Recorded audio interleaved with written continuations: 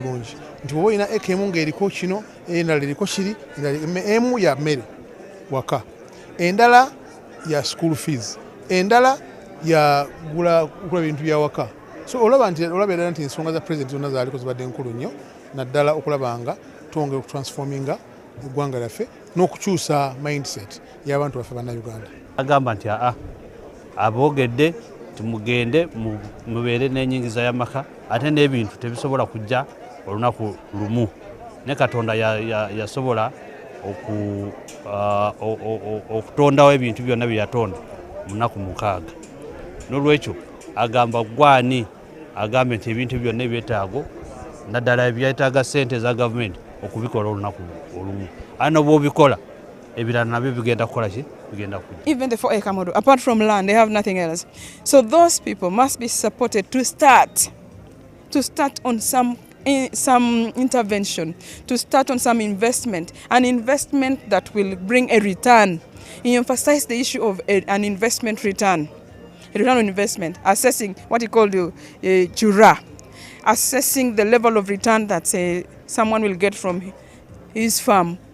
So I hope that the resolutions that will come out of this sitting will be implemented and will be financed by the budget estimates that will come from the executive.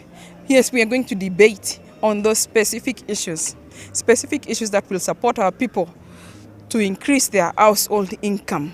It requires money. Preaching the gospel is one thing. We will do it as politicians. That's our job. People voted us and they respect what we say. The President has given us his speech as Parliament, but there are a number of things of how the area can be made productive. But there are also things we are trying to push. For example, we are saying this is an area that has got so much land. Generally to the masses, the mass line is able to produce, then as a country we must be able to come up with a strategy that will help us. One, which markets are we targeting? So what kind of quality does this market demand? So that we come down on the ground and cause this to be produced.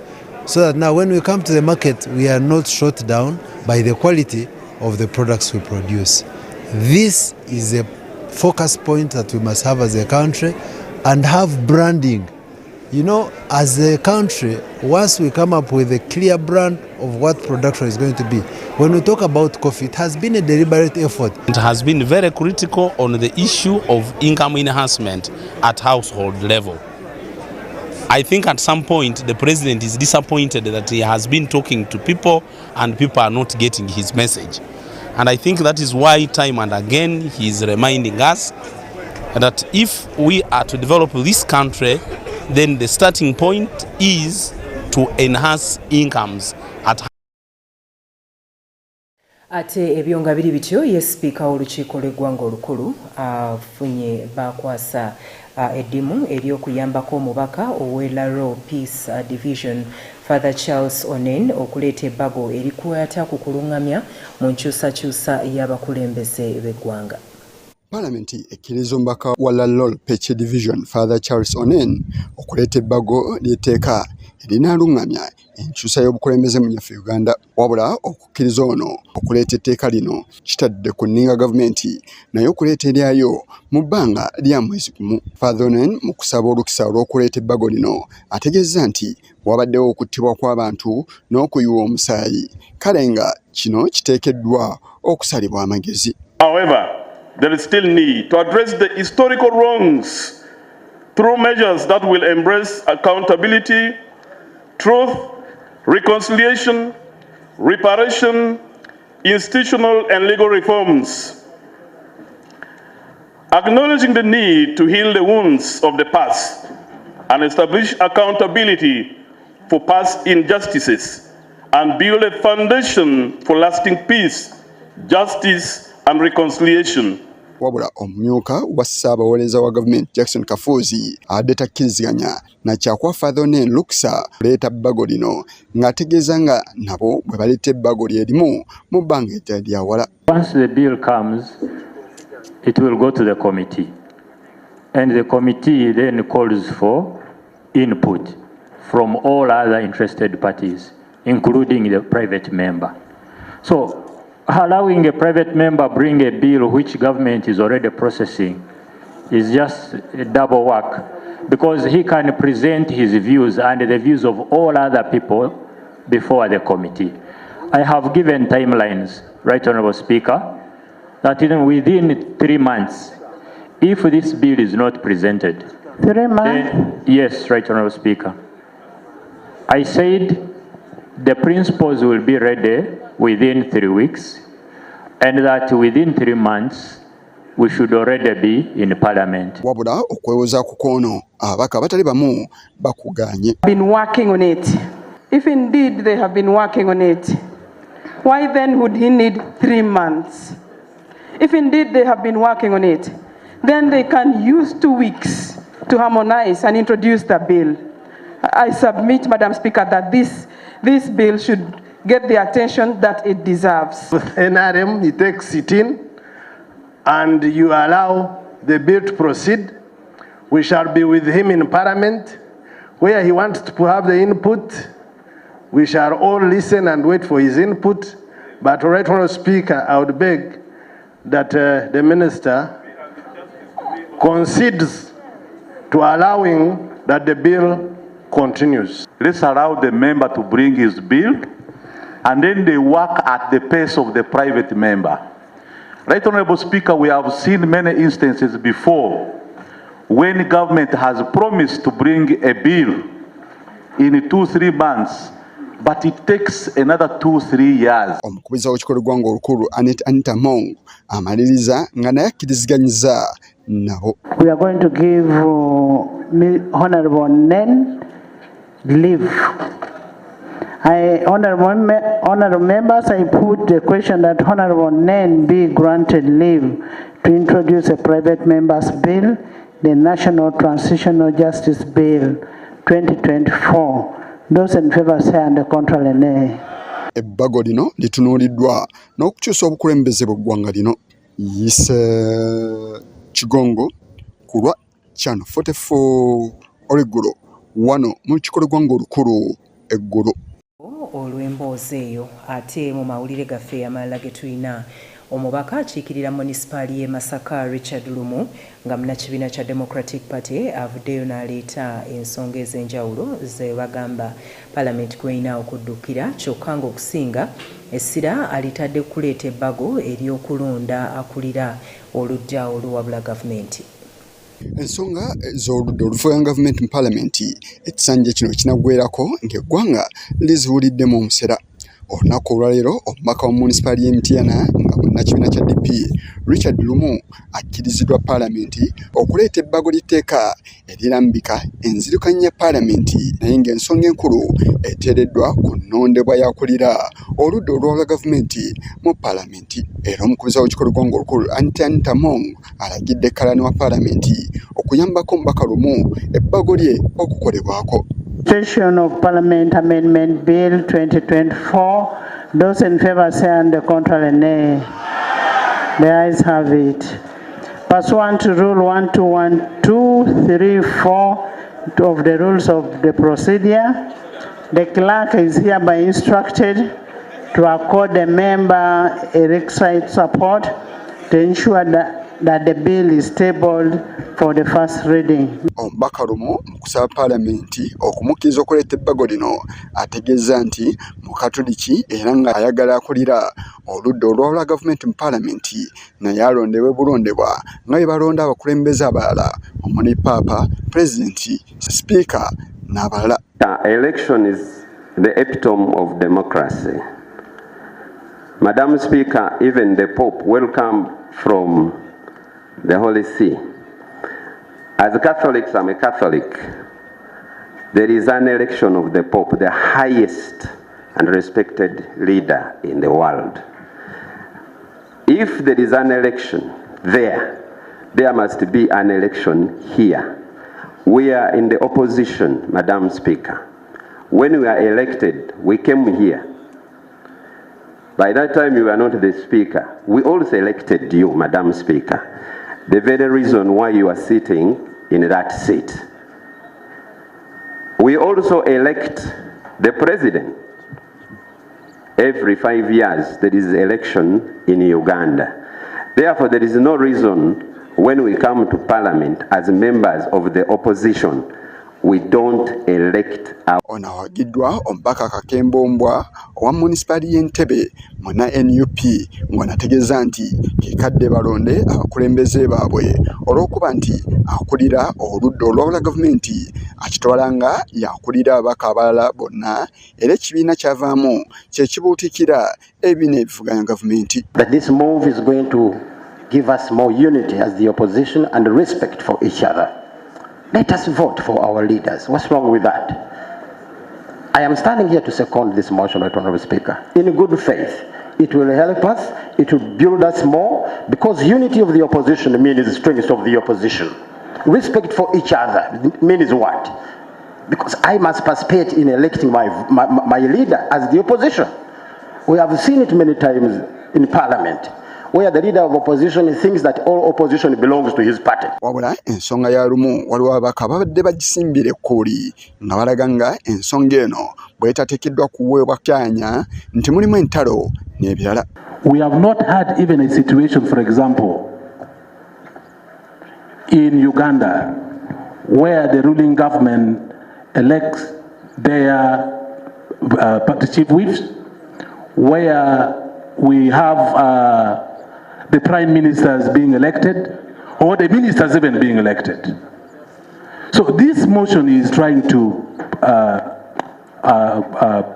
present to us, the members of parliament, is actually very dangerous. So is he in order? I see vividly personal fights being embedded in the spirit which is well deserving, much well arranged sitting, very peaceful. I would love us to proceed in that same spirit of a special sitting. This motion can be raised when we are back at Parliament, not at regional level. Madam Speaker, is it in order for a member to initiate and to begin to think the regional sitting is not a sitting of Parliament? Is it in order to deny members to participate in the deliberations which are prescribed in line with the order paper of the day? Is it in order? And as I said, let's not act in anticipation. There is no fight. The law is not made for one person. Today I am a leader of opposition, tomorrow another person will be a leader and whatever. But I don't see any fight in this thing, and you can reject when it comes to the second reading. We should not deny a member his right, which is enshrined in the Constitution. Madam Speaker, my party has never been consulted on that. Whenever there is a new or the other leader of opposition. Section 15 of the Administration of Parliament Act Cap 272 provides for the appointment of the chief whip by the party in opposition to the government having the greatest numerical strength in Parliament. This is another leader, Madam Speaker, who is very important on the opposition, who also is not elected. Speaker abuuziza abaka oba omubaka lumu aweebwa ekyanya oba nedda kigenza okuggwa ng'abasinga obungi bakiwagidde. Paalamenti eno we yatandikira eyali akulira oludda oluwabula gavumenti ye mbaka wa Nnyendo Mukungwe Mathias Mpuuga Nsamba nga munnakibiina kya NUP. Wabula ono ekibiina kyavaamu kyagaana okumwongera ekisanja ekirala era obuyinza buno ne babukwasa omubaka wa Nakawa Joel Ssennyonyi. Ono okuva lwe yajja mu buyinza enkolagana ye n'akulira paalamenti yakunoonya bunoonya ku lwa Channel 44 Olweggulo. Nze Isa Kigongo wano mu kibuga Ggulu, paalamenti w'esimbye amakanda olunaku olwokubiri. Webale nnyo Isa Kigongo olw'emboozi eyo. Nzikiriza nsooke ntuuseeko olugero tukutegekkedde olunaku olwaleero ate ndyoke nkwongereyo mawulire gaffe amalala ge tulina. Olugero lwaffe olwaleero lugamba nti omulungi ye mwannyina w'abangi. Amakulu gaalo gali nti buli ayagala okunywa omwenge amuyita mwannyina. Olugero nno lusobola n'okutambulira mu bulamu bwaffe obwa bulijjo. Abantu baba balina ekintu kye baagala okufuna basobola okusalawo ne beekwata ku muntu omu gwe balowooza nti ayinza obatuusa ku ekyo kye baagala okufuna mu bulamu bwabwe, naye ekisinga obukulu kibeere nga bwe bamwekwatako ensonga ebeera nga simbi enaaleeta obuzibu mu bulamu bw'abantu. N'olwekyo luyigireko ate olabe engeri gy'oyinza oddutambuza naawe mu bulamu bwo. Nga tweyongeddeyo mu mawulire gaffe amalala ge tulina, omulimu gw'okunnyikiza obulokozi mu bannansi gukyeyongerera ddala era ng'abantu bangi bafuddeyo okulaba nga kino kikolebwa, abantu bangi okwekkiririza Yesu okumwetwalira okuba omulokozi waabwe. Ekkanisa eya Kawempe Miracle Center Cathedral ekulirwa omusumba Robert Nabulere eriko eddimu eddene lyekola ku nsonga eno nga baliko n'abantu abalala be bakwataganye nabo okulaba ng'ensonga eno egguka. Weefube okusomesa n'okugunjula abalokole ayongeddwamu amaanyi oluvannyuma lw'abakungu okuva mu mawanga ag'enjawulo okuganiira wano e Uganda okutendeka bannayuganda abasobye mu 1,000 be bafunye omukisa ogw'okubagunjula mu byenzikiriza by'Ekikristo era bano bayigiriziddwa nti Yesu Kristo ye musomesa asooka ow'okubala ssaako sayansi ne tekinologiya osseeko n'ebirala. Omusomo gututte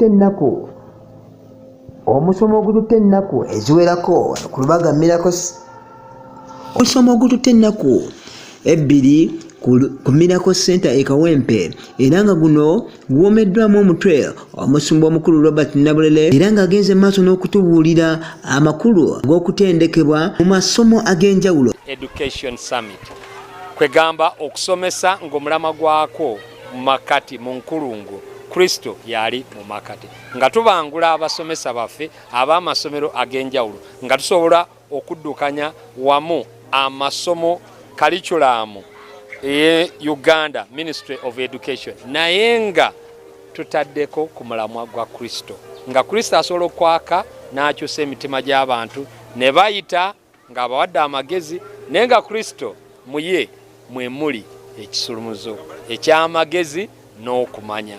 Kati we tumuteeka mu makati ebirala byonna byonna baba babiyita abaana bagunjuka mu mpisa ne mu neeyisa ne basobola okuyita ebirala byonna byonna. So abantu bazze bangi nnyo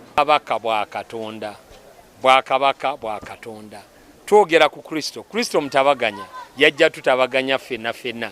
Kati we tukyuka nga bwe nkugambye nti we tumuleka nadda mu makati gaffe kuba ffenna twayonoona naye ye kaayingira mu makati ebirala byonna byonna bitereera. So we tudda ku mulamwa ogwa Kristo n'abeera ng'ali mu makati gaffe ng'ali enkulungo ya byonna ye agamba we naayimusibwa. So ffenna bye tukole nga tuyimusa oyo ali mu makati gaffe n'ensi yaffe ejja kuba nnungi nnyo.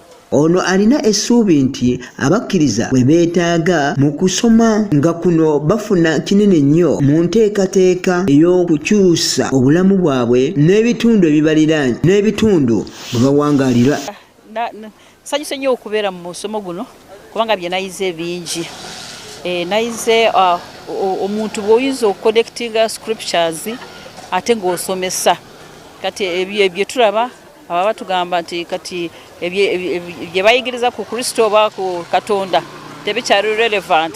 Naye tulabye nti Katonda tuyinza kumusanga mu lessons zonna wadde okubala tumusanga mu Katonda ye nyini wa numbers mu geography mu SST mu ze kinyewunyisa okusanga tuli eyo nga tetumanyi Katonda nti ali mu lessons zaffe ate nti lesson yemu ya RA ya kumanya ebya Bible. Yatandika science, Katonda yatandika abantu engeri gye beeyisamu n'engeri gye babeerawo era Katonda yasomesa n'Adamu okumbanga abuulira ebisolo byonna n'abiwa n'amannya. So ebyo tubadde nga tuyiga nti okusoma kwaffe kusobola okuba nga tekwesigamye bwesigamye ku kuyingiza bintu mu mutwe naye nga kwesigamye n'okukwata ku mitima gy'abayizi ate abayizi okukyuka tubanga bayibadde n'enjogera egamba nti omuntu bw'ataba na Kristo ng'omutima gwe tagukutteeko ne bw'omusomesa n'akula era asobola okuva mu ssomero ng'ate ayize buyize bukulu ppya mu kubala miwendo na kubba okusinga okutereeza eggwanga n'okuligasa. So tugasiddwa nnyo era Katonda atukoze bulungi ne certificate bazituwadde tuzifunye certificate zaffe Katonda n'atukola bulungi twebaliza ddala Mukama omusumba Robert ne Rose na Bulere Katonda abongerere ddala omukisa era tusaba ekintu bwe kiti bayongeremu amaanyi bagenda kwongera nga bakikola tukanyiza nti n'omwaka ogujja tuyinza okuba wano. Abamu ku bantu betwogeddeko nabo ababadde bazze mu lukuŋŋaana luno batugambye nti bafunye munnyo abeetabye mu musomo guno balina essuubi nti bajja kutambuza bye bayizeemu. Channel 44 Olweggulo, nze Nixon Bale wano ku Miracle Center e Kawempe.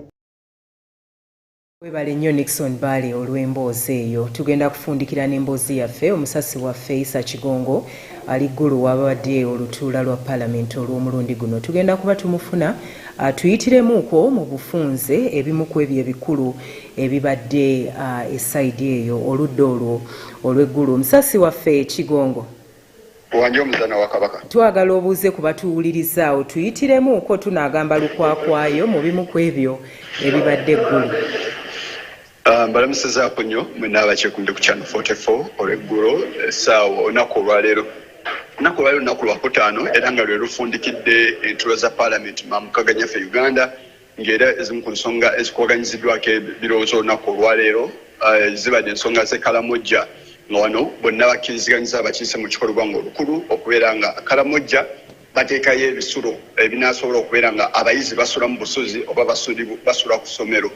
Jjukira nti olunaku lwajjo omukulembeze w'eggwanga we yadde ayogerako eri eggwanga naddala mu kitundu kino ky'Ekalamojja yakonyeyo ku nsonga y'okubeera nga ababaka bamuwagira olw'ensonga nti bamuwagira ku nsonga z'ebyenjigiriza okulaba nga abaana basomera bwereere. So kino kye kimu ku ebyo ebituukiddwako era n'ensonga y'okubeera nti bagenda kusa yunivasite mu kitundu ky'Ekalamojja etunudde okuleeta emirembe n'okukulaakulanya abantu beeno nakyo ekimu ku ekyo ekitunuuliddwa era ababaka ne bakkiriziganye nakyo ne bagamba nti kino kiteekeddwa okuba nga kiweebwa olukisa.